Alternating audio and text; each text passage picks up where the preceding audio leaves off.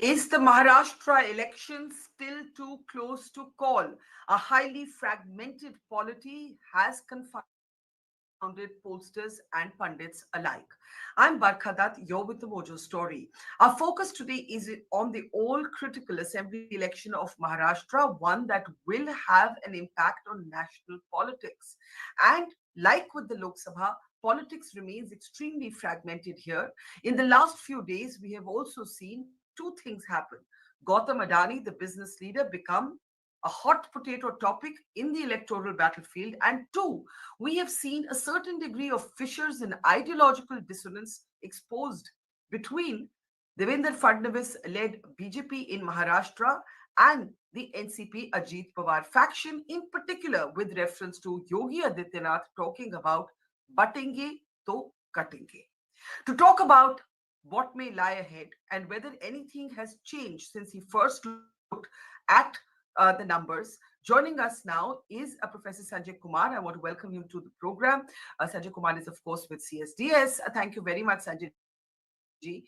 When we were speaking a few weeks ago, you said that the election was simply too close to call. Would you still say that, or do you think something has changed?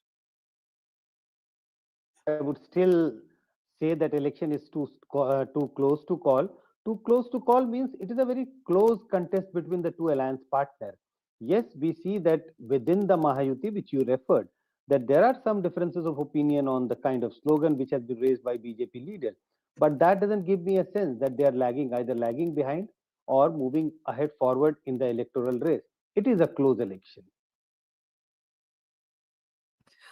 Sir, in the last few days, we have seen a certain amount of ideological dissonance emerge in the BJP and its allies. Now, of course, that ideological dissonance also exists in the opposition camp. For instance, Amit Shah has dared Rahul Gandhi to praise Veer Savarkar. The differences between the Shiv Sena, Uddhav Thackeray, and the Congress are also well known. But now, those kind of ideological differences have also emerged in the camp of the BJP and its allies, in particular with reference to the Yogi Adityanath comment or slogan, Batenge Toh Katenge. Devendra Fadnavis Mm. went so far as to describe Ashok Chavan and Ajit Pawar is coming from a pseudo-secular background. He said, उनको समझा देंगे, उनका background ही अलग है. So, how serious are these contradictions? I'm not sure whether these contradictions are serious or not, but I think the impact which is these contradictions are making are on the voters' mind. My own sense is that a very large number of voters are confused. They have not been able to make up their mind which party or which alliance to vote for. And this is an election where I get a sense that a very large number of people are still, holding their voting preference close to their chest. They are not revealing their voting preference. Not revealing means they're getting confused because of several factors. One factor which you have already mentioned, there are contradictions within the alliance partner. So what happens is that a voter may be a voter of a particular party, but he doesn't like your alliance partner. He is confused. He is still not been able to make up his mind whether he should go with the alliance or not. So that's one new story coming out from the elections of Maharashtra.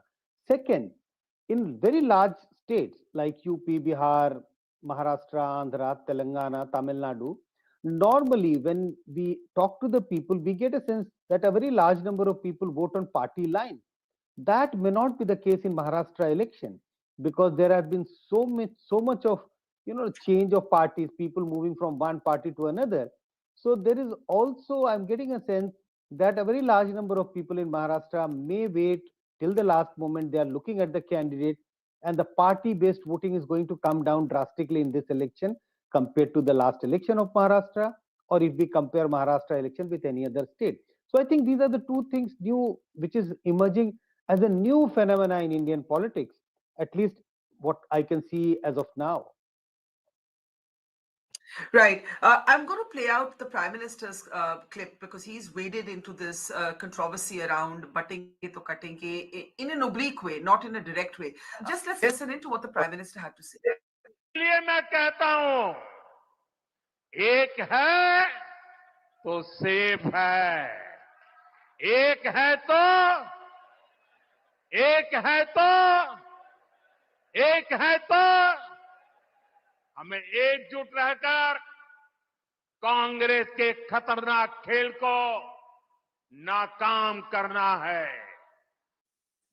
So the Prime Minister himself has now entered this debate, but on the other side, there are leaders like Pankaja Munde, Ajit Pawar, Ashok Chavan, who have expressed a certain amount of disquiet, not over the Prime Minister's comments, but certainly over the Yogi Adityanath comment. There is also some apprehension of a Maratha Muslim consolidation, maybe behind the opposition. How serious is that concern, you think, or how serious is that fault Uh, I'm not sure whether these reservations are making any impact on the voter choices of the voters. But yes, I think these are serious discomfort within the alliance partner, because if we have like Ajit Pawar, so the problem is that these are the parties which have in the past, got or mobilized the Muslim vote. So what would happen if BJP or the alliance partner goes along with such aggressive slogans?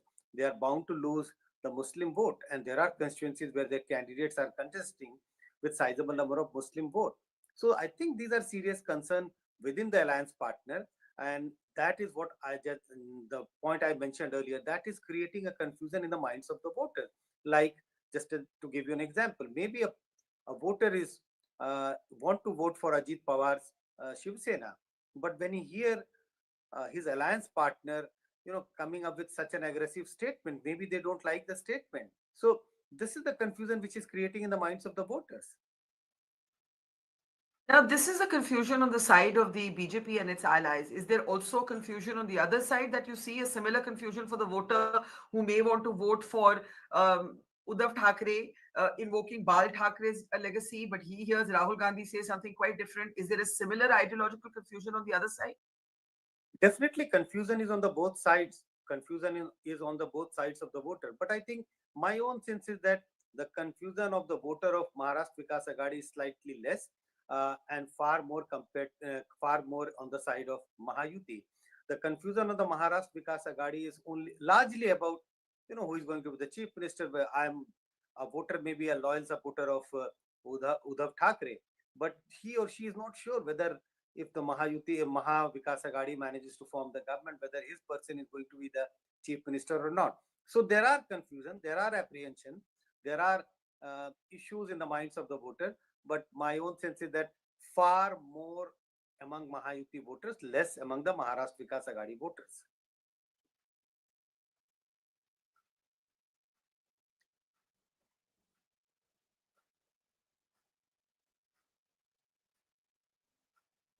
Sanjay ji, you said your own sense is that to that extent, there's a slight advantage with the Uddhav Thackeray side.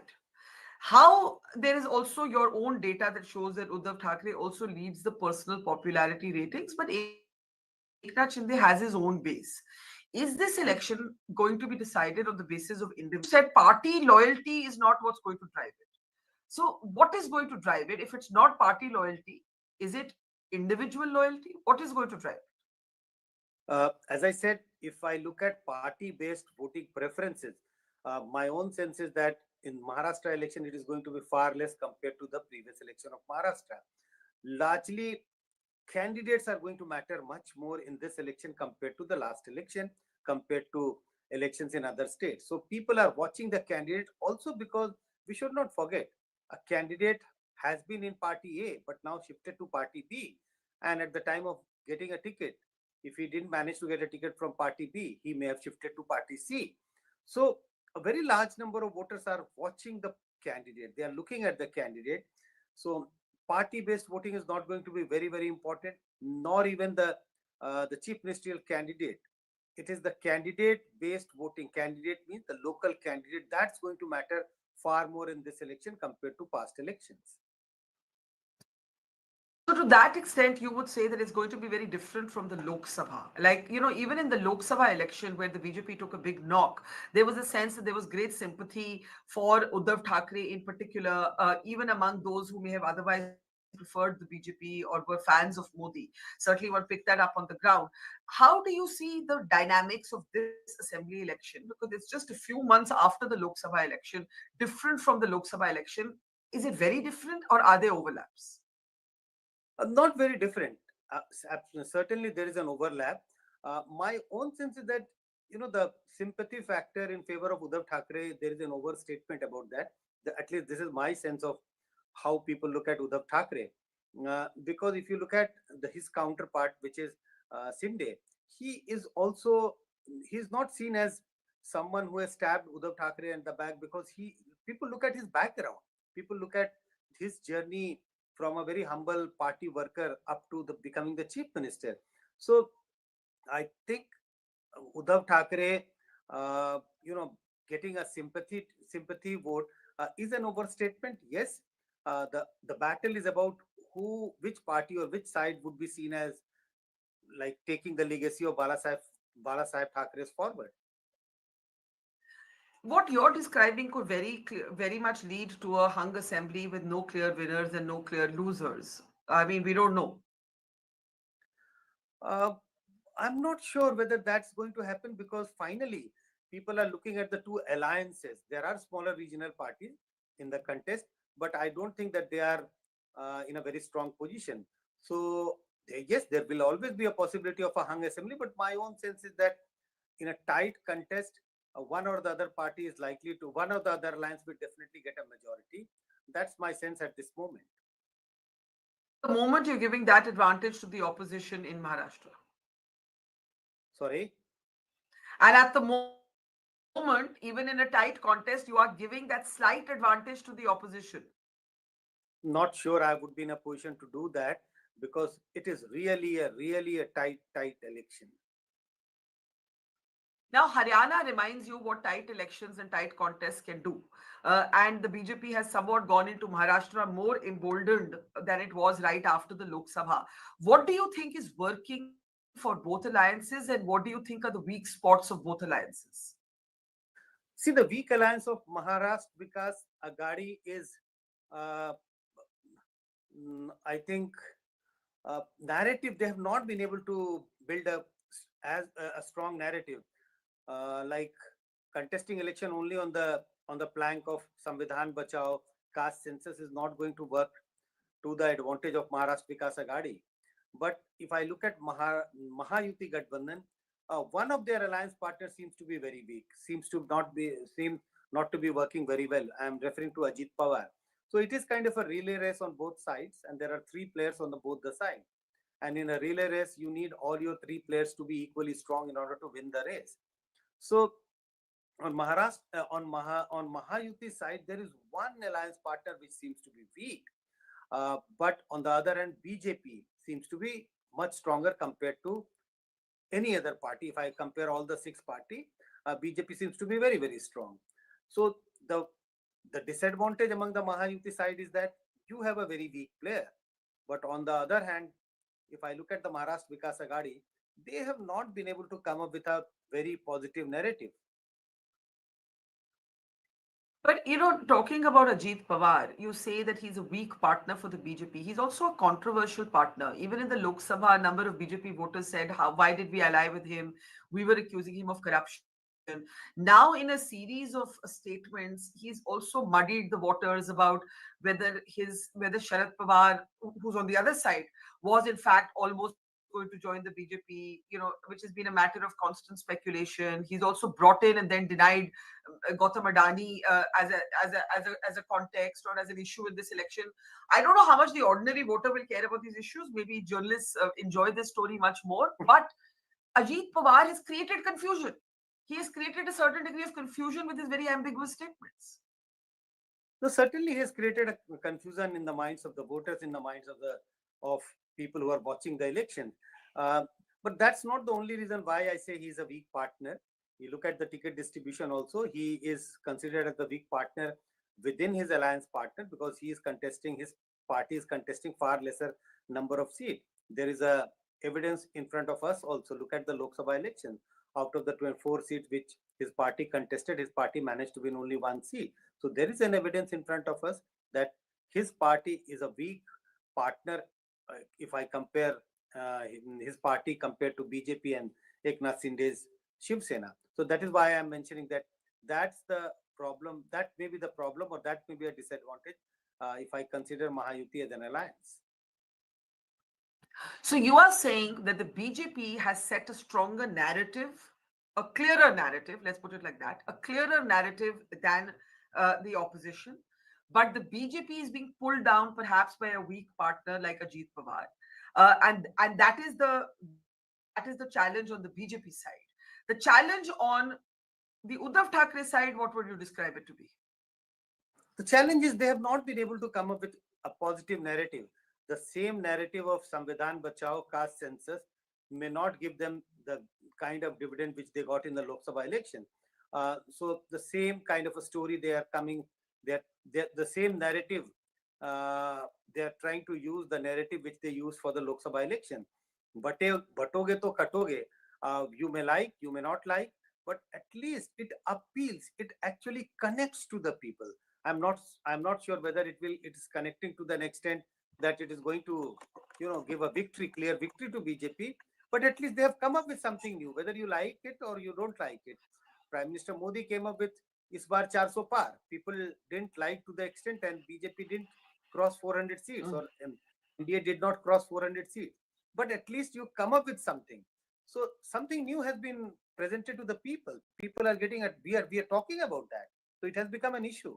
There is very little talk about, very little discussion about any agenda of the Congress party or the agenda which has been put up by the Maharashtra Vikas Aghadi. Let's end with talking about the national leaders in this, the Prime Minister and Rahul Gandhi. How do you see them being factors or not factors at all? How do you see it? No, it would be too strong to say they are not no factor at all. These are big leaders of their own party. They have campaigned in the state. But I must say that my own sense is, yes, this is an election where national leaders, role of national leader is far less compared to the state leader. Prime Minister Modi is on a 6-day foreign tour. Rahul Gandhi, after spending a lot of time in Wayanad, has now entered campaign fray in Maharashtra. These are also indications that the big national leaders of their own party are not spending too much of time in Maharashtra election. It is a local election. It is a contest of local leaders. And to conclude, how much does the result of this election matter for national politics? National politics, I think, more than national politics, uh, about the party. If BJP manages to form the government, if Mahayuti forms the government, uh, I think the entire discussion that BJP is on the decline, and the whole narrative which got built around Congress, that Congress is on the up, which get punctured a little bit. But on the contrary, BJP loses this election and Congress and the allies forms the government, then I think the narrative that Congress is gaining attraction, BJP, if not on the decline, but at least stabilized, that narrative will become much stronger. So that's why I think these elections are going to be important for the two parties, at least the two national parties.